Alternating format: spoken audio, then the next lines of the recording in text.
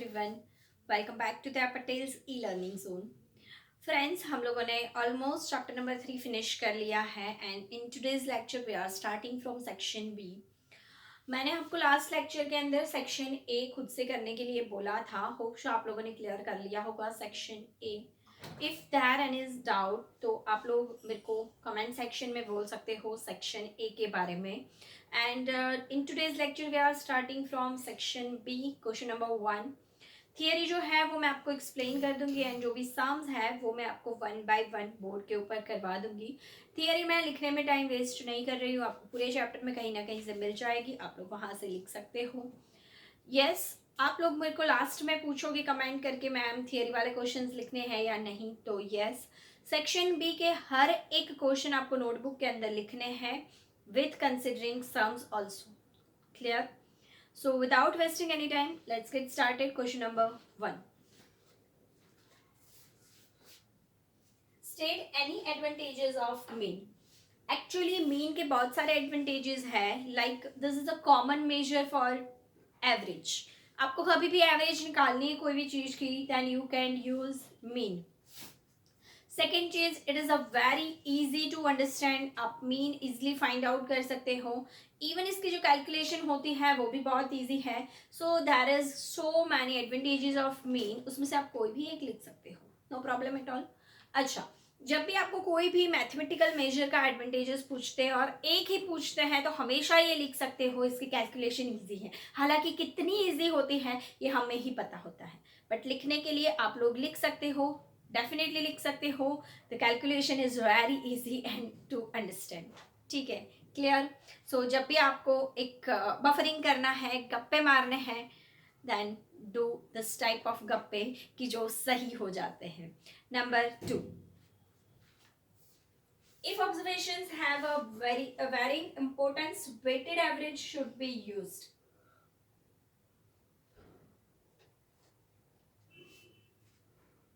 Should be used. ठीक है, हम लोगों को बोला है कि जब भी अलग अलग इंपॉर्टेंस है ऑब्जर्वेशंस का, then which method should be use for the finding average? Obviously weighted average. जब भी वेट अलग अलग है, जब भी इंपॉर्टेंस अलग अलग है, then we have to find weighted average. Clear? Number 3, name any two positional average. Then there is 4 positional average. First one is a median, second one is a quartile, third one is a decile and then percentile. 4 में से आपको जो याद रहे लिख सकते हो, but make sure mean मत लिखना, it is not a positional average. ठीक है, सो आप लोगों को पोजिशनल के लिए 4 मिले, 4 में से कोई भी 2 लिखो। क्लियर? चलो, अच्छा ये समझ में आया ना क्यों इसको पोजिशनल बोलते हैं? वो डिवाइड करने के लिए जहां जहां से कट लगाने हैं वो है positional average. Clear? Next, state the empirical relation between mean, median and mode. Now empirical formula आपको पता है कि जिसमें मीन, मीडियन एंड मोड तीनों का यूज होता है। मोड फाइंड करने के लिए मैंने आपको एम्पिरिकल फॉर्मूला बताया हुआ है, लाइक दिस।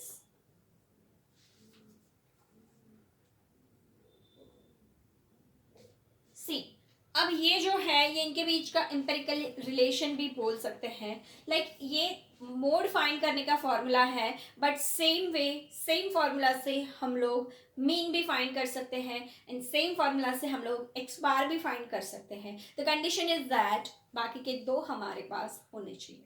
अगर आपके पास मीन एंड एक्स बार है यू कैन फाइंड मोड, अगर आपके पास मोड एंड एक्स बार है you can find mean, and अगर आपके पास मोड एंड मीन है, मोड एंड मीडियन है, then you can find out mean. Clear है? पता चला? Like this. How exactly?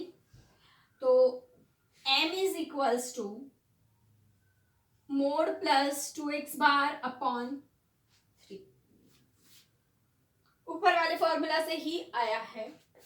अच्छा, नेक्स्ट है x bar is equals to mod minus 3m divided by 2.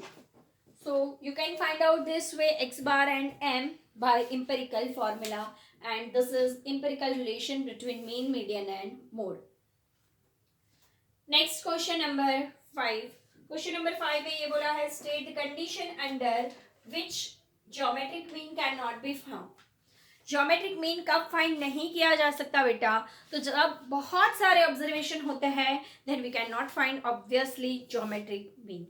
Second one is whenever observations are negative, मतलब कि जो minus वाले ऑब्जर्वेशंस होते हैं तो उस टाइम पे भी आप ज्योमेट्रिक मीन फाइंड नहीं कर सकते। दो कंडीशन बोली। नंबर 1 जब ऑब्जर्वेशंस बहुत सारे हैं, number 2 whenever observations are negative तो हम ज्योमेट्रिक मीन फाइंड नहीं कर सकते। Next number 6। नंबर 6 में बोला है define mode. It's a very easy. Mode की डेफिनेशन से इजी कुछ नहीं हो सकता। विच whenever one observation is repeated the most, this observation is mode. Clear? So जो भी मोस्ट फ्रीक्वेंटली रिपीटेड ऑब्जर्वेशन है इसको हम क्या कहते हैं? Mode, which is denoted by MO, like this. Clear? समझ में आया? पक्का? Very good. Number 7 state the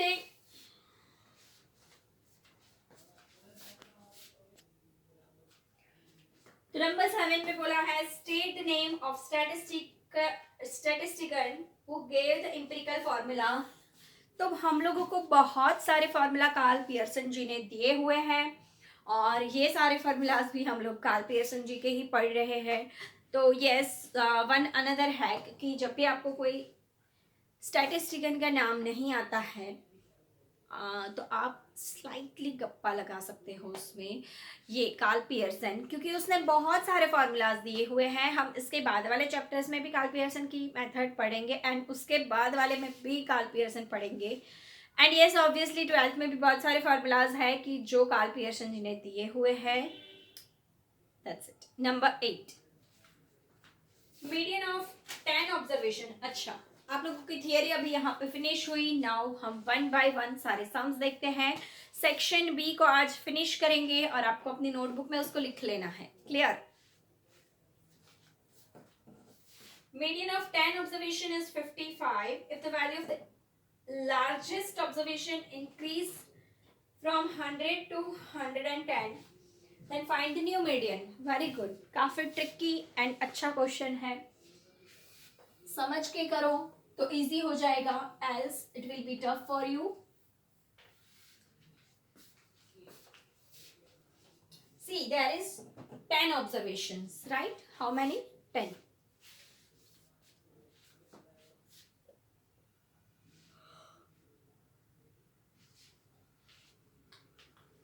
there is 10 observation and उसका जो मीडियन है वो बोला है 55। उसका मीडियन है 55 एंड उसका जो लार्जेस्ट ऑब्जर्वेशन है वो पहले था 100। अब ऐसा बोला गया है कि अगर ये 100 से 110 हो जाता है तो मीडियन के पे क्या फर्क पड़ेगा? कोई फर्क नहीं पड़ेगा, because median is a positional average and positional average पे यहाँ पे जो ऑब्जर्वेशन है अगर उस पर कोई फर्क पड़ा तो मीडियन का आंसर चेंज होगा, बट स्मॉलेस्ट एंड लार्जेस्ट में अगर कोई चेंज किया देन डेफिनेटली इसके ऊपर कोई फर्क नहीं पड़ेगा। यस, आई से कि अगर हमारा मीन होता डेफिनेटली फर्क पड़ता, क्योंकि मीन में हम लोग सिग्मा एक्स यूज करते हैं, सभी का टोटल यूज करते हैं। एक भी ऑब्जर्वेशन का चेंज होने के कारण टोटल चेंज हो जाएगा, एक्स बार चेंज हो जाएगा। समझ में आ रही है बात? यहाँ पे हम लोग सिग्मा एक्स यूज नहीं करते हैं, यहाँ पे हम लोग टोटल यूज नहीं करते हैं एंड दैट इज वाई हमारा मीडियन में कोई चेंज नहीं होगा। New median also will be 55। Clear? So this is your solution of sum number 8। Question obviously arise होगा, हम लोग इसको लिखेंगे कैसे? लिखोगे सिंपल एक सेंटेंस में कि if there is change in the largest observation then there will be no changes in the value of median। clear? नहीं याद रहा? वीडियो को रिवाइंड करो, फिर से देखो, फिर से रिवाइंड करो, फिर से देखो, याद कर लो, फिर नोटबुक में लिख लो। Next question, question number 9। Question number 9 में ये कहा है mean of the variable x is 9. What is the mean of variable y is equals to x minus 4. आपको यहाँ पर मीन दिया हुआ है, मीन है मतलब कि x bar 9 and then after बोला है what will be the variable y is equals to x minus 4.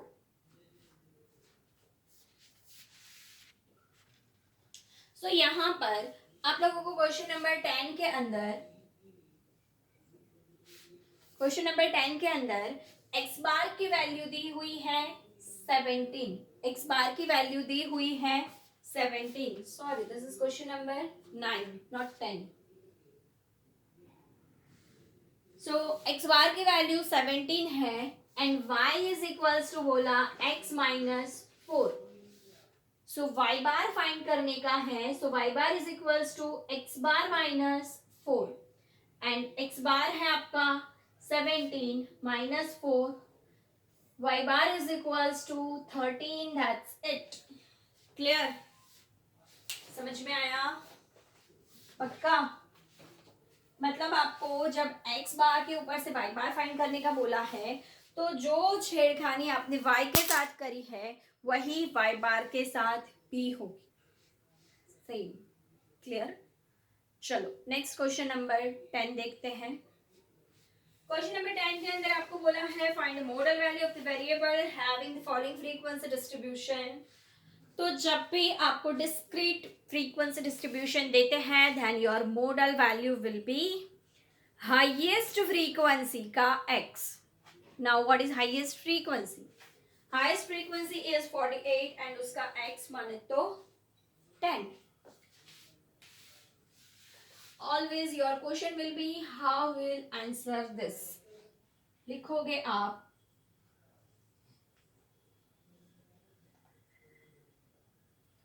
modal value is equals to 10 because highest frequency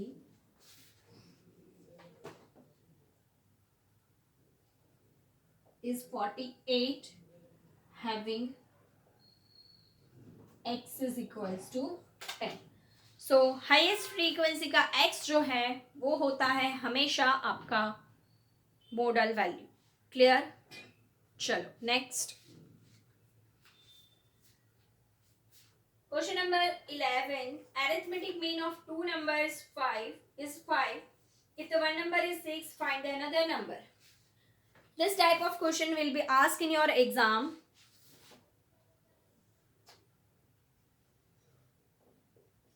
Question number 11. X bar is equals to sigma x upon n. X bar की value already given है that is 5. Sigma x is equals to 5 plus दूसरा जो observation है उसको हम x मान लेते हैं and your n will be 2. 2 will be multiplied with this 5 मतलब कि 10 is equals to one observation is 6. So 6 plus x. x को फाइंड करने के लिए 6 उस साइड जाएगा 10 minus 6 and your x will be 4. The value of the x will be 4. Clear? लिख सकते हो if the one observation is 6 then the second observation will be 4. Clear? चलो next last but not the list question number 12. Find the quartile for variable of observation. Know that is 13, 14 and 15 also. Okay, no problem. हमको यहाँ पे बोला हुआ है quartile, first quartile find करने का. So first of all we have to arrange it in the ascending order. करो चलो फटाफट से. Ascending order 15, 4, 7, 22, 7 and 13. So first है 2, फिर 4, फिर 7, फिर 7. 2, फिर 4, फिर 7, फिर 7, then 13, 15, 20, 13, 15 and 20. Clear? Hope so आप लोगों को क्लियरली दिख रहा होगा.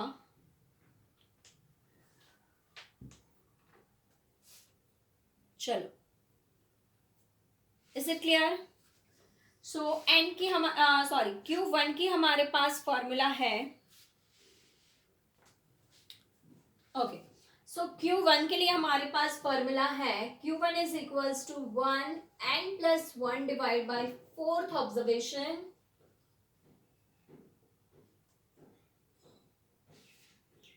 Now n is equals to how many? 7 plus 1, 4. 8 by 4th observation. 2th observation. I mean second observation. That is 4. So quartile 1 is equals to 4. This is your final answer. Clear? Very good. चलो next.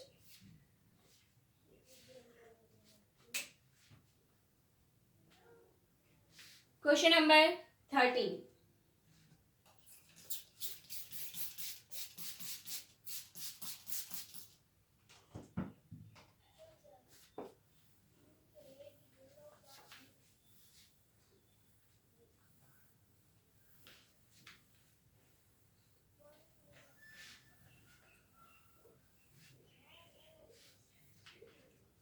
Question number 13. Which average can be obtained if the continuous frequency distribution is open-ended? आगे मैं discuss कर चुकी हूँ and आप लोगों को याद होना चाहिए. ओपन एंडेड फ्रीक्वेंसी डिस्ट्रीब्यूशन के टाइम पे हम लोग सिर्फ और सिर्फ क्या फाइंड करेंगे? Median. Next, if Q3 is equals to 25.75, then what is the answer of P75? See, this is data. यहाँ पे Q2, M, P50, D5 सब लोग है. ये 50-50% में डिवाइड करते हैं. देन मैं बात करूँ क्वार्टाइल 1 एंड क्वार्टाइल 2 की, that is Q1 and Q3. तो ये 25, 25, 25 में डिवाइड करता है. 25, 25, 25, it will B 75. So P75. P75.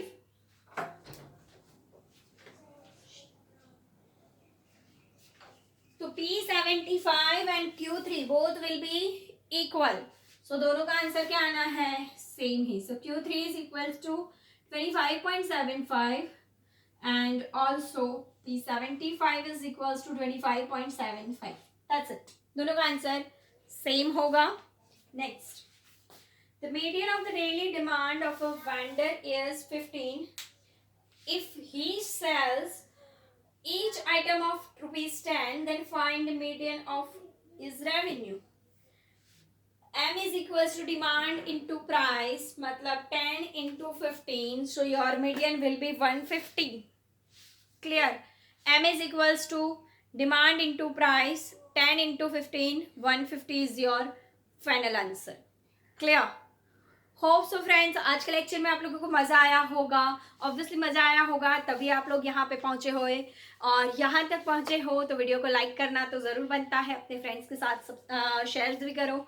Channel को अगर अभी तक सब्सक्राइब नहीं किया है देन रेड कलर का सब्सक्राइब बटन प्रेस करो, बेल आइकन को भी प्रेस करो ताकि जब भी मैं वीडियो अपलोड करूँ तब आपको नोटिफिकेशन मिल जाए.